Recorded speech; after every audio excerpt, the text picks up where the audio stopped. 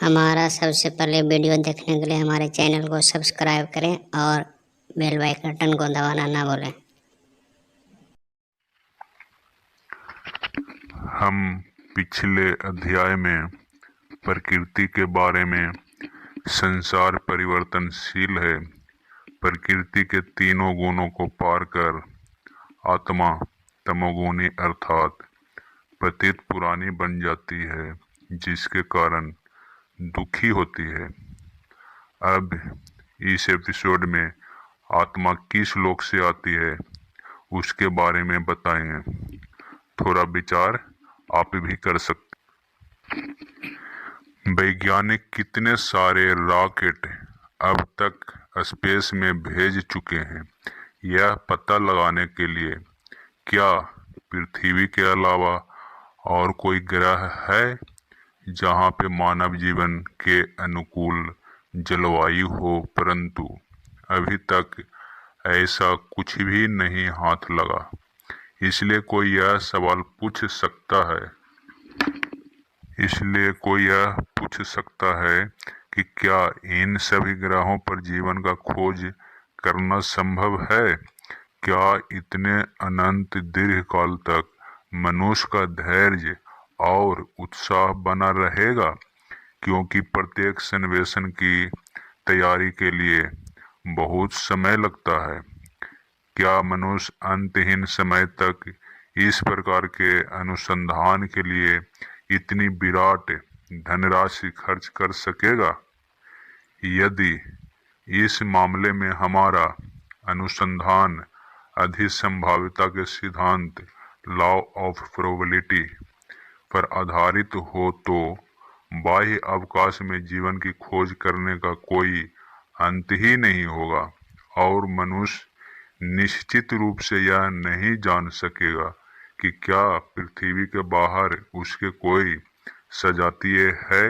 स्पष्ट है कि वह ब्रह्मांडीय पहेली का हल इसलिए नहीं है क्योंकि उसमें विशाल समय तक धनराशि अंतर्ग्रस्त है, बल्कि इसलिए क्योंकि बाह्य अवकाश में असंख्य ग्रह इन असंख्य ग्रहीय अवकाश के परे चैतन्य स्वत्व है। वे न तो माइक्रोवों के रूप में है और न ही माइक्रोवों के रूप में है जिन्हें पृथ्वी के वैज्ञानिक खोज रहे हैं। जीव विज्ञानियों ने इस बात को माना और स्वीकार किया। जो स्वत वैज्ञानिकों के ज्ञात अवकाश के परे रहते हैं उनका देह दिव्य प्रकाश से बना होता है। वे स्वयं प्रकाशमान हैं। उनके लोक में ध्वनि नहीं है।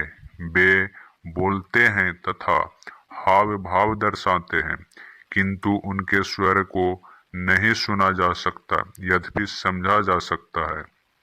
इसलिए वहां ध्वनि प्रदूषण या पर्यावरणात्मक प्रदूषण नहीं है और न ही वहां हमारे इस विश्व की तरह समस्याएं हैं। वह लोक जो कि गुरुत्वाकर्षण शक्ति के प्रभाव से परे है, सूक्ष्म विश्व, देवदूतों का विश्व या सूक्ष्म देवताओं का विश्व कहलाता है। उस विश्व के अस्तित्व को इंद्रिय बाह्य प्रत्यक्षणों द्वारा जाना जा सकता है।